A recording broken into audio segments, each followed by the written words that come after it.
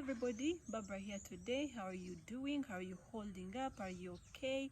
I'm sending you virtual hugs to whoever is watching this right now.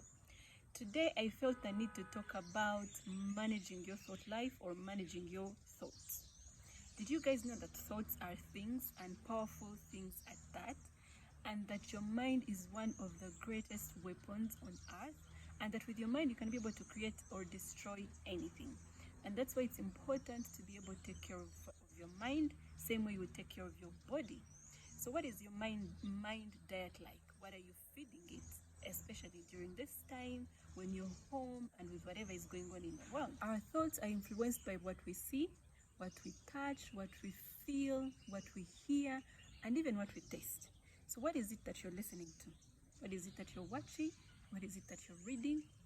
And even what is it that you're eating? Are they things that are enabling negative thoughts in your mind, or are they things that are enabling positive thoughts in your mind? Here is why it's important to manage your thoughts. Your quality of life depends on the quality of your thoughts. I'm going to repeat that. Your quality of life is influenced by the quality of your thoughts. Have you ever heard of a saying that he who controls his mind controls his life? So what happens if you're not in charge of your mind? It means you live a messed up life. We create manifestations through thoughts, words, and actions. And that's because these three things have energy to form objects, conditions, and experiences. Now, I'm going to give you a simple question that you should not forget from this video. Your quality of life is equal to the total sum of your thoughts. So what is the total sum of your thoughts for a week, for a day, a month, or even a year? You will do the summation yourself. So I'm going to give you a simple example or a simple story where during this time where my thoughts had a toll on me. Now, when this pandemic broke out in other parts of the world, in other countries, I say reality didn't hit me. As aware of what was going on and as aware this was a very dangerous disease, but it didn't mentally affect me until we got the first case in Uganda. That day, I had a panic attack. Not even that day, I think for the next 3 days. I wasn't sleeping well, I was anxious, I was stressed, I literally felt I had COVID-19. I had all the signs, felt the signs.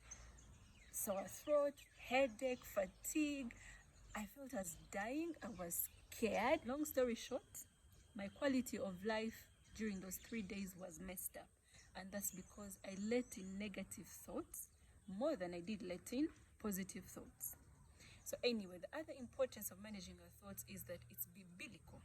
Do you guys know that there are over 25 verses in the Bible that talk about managing or being aware of our thoughts and our speech, or what we say and our actions? Now, Proverbs 4:23 says that above all else, guard your heart, for everything you do flows from it. And Proverbs 23:7 goes on to say that as a man thinketh, so is he. So this is to show you that it is important for a man to be able to take care of your thought life or your thought path. Leave alone the Bible. Even the universal law of attraction talks about your thoughts and how they have an impact on your life.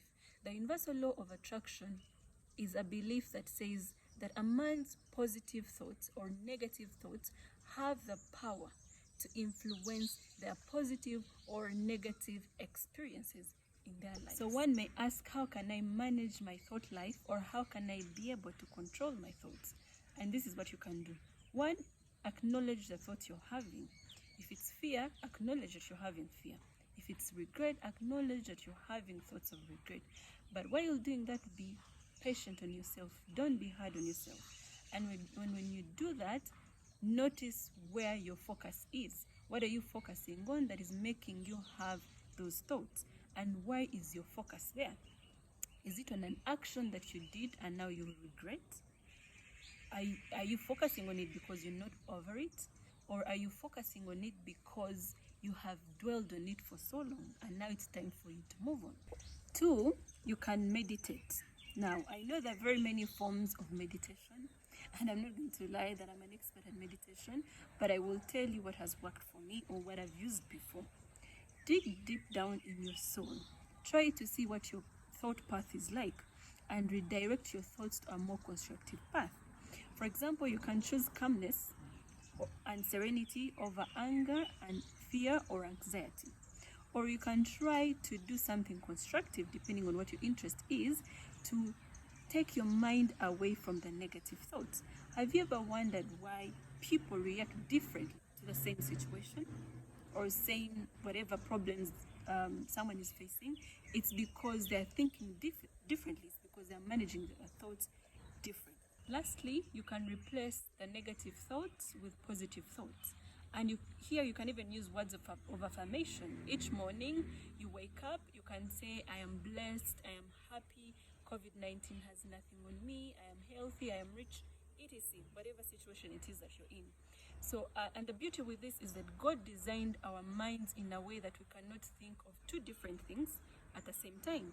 So by you thinking of a positive thought, it means you're eliminating the negative thoughts from your mind. So, but remember, this is not a process that you can master in a day or a week. So be gentle on yourself, be patient with yourself when negative thoughts keep popping up as you're trying to manage your thoughts. I hope you found this video helpful, and if you did, do let me know in the comment section. Hope to see you guys next time. Thank you. Keep safe. Shalom.